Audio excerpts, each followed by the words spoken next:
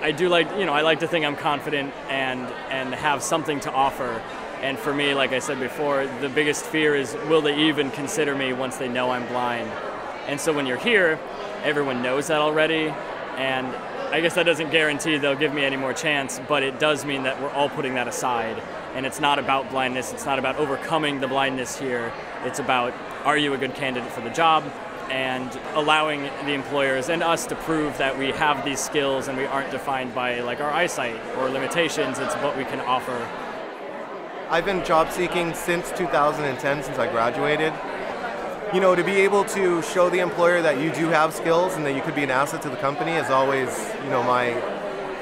my main focus. So I find it hard to say, I'm a great worker and I can do this and this for you, but at the same time I have a disability. So, just for it to be out in the open, for them to sponsor this, and that just to be out of the way, and then they can sort of, focus on your skills and what you can offer the company.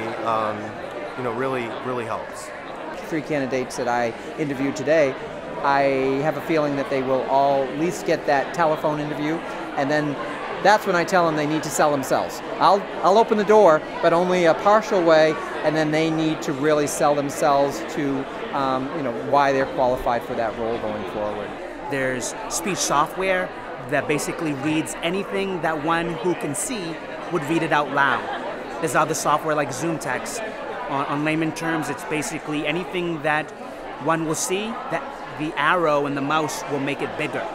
In the seamless processes, the Commission for the Blind, we pay for all that.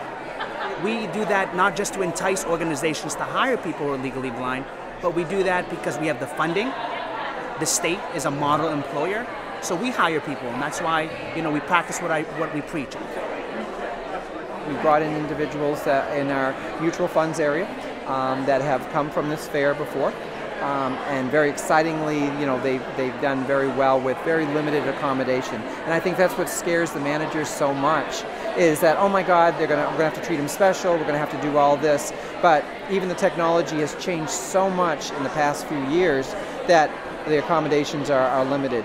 And luckily, with the connection with organizations such as Perkins and Mass Commission of the Blind, they've been providing us the accommodations. If it's a certain program like Zoom Text or the JAWS, a lot of the individuals that come on board with us already have the technology that is portable, and they just plug it into our systems. We check the compatibility with and once again, it's a win-win, and they're able to get up and running. And then we actually teach them the job, knowing that the specific, going through the correct training and so on. I'm a JAWS user, a screen reader, and that's how I use a PC computer, is with the screen reader. And Apple devices all have a thing called VoiceOver, which is also a screen reader with the touch screen. And so that's how I have an iPhone. A lot of blind people have iPhones, and those are Apple's very accessible in terms of technology. I utilize CCTV. I use Zoom Text as well as JAWS. For the most part, though, as of late, I've been using a Samsung Galaxy Tab 3.